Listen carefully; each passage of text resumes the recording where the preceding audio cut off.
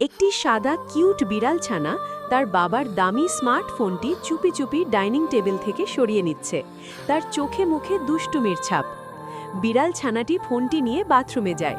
সেখানেই সে একটি বিশাল বড় মেকআপ বক্স খুলে ফোনের ওপর লিপস্টিক এবং পাউডার দিয়ে পেইন্টিং করতে শুরু করে।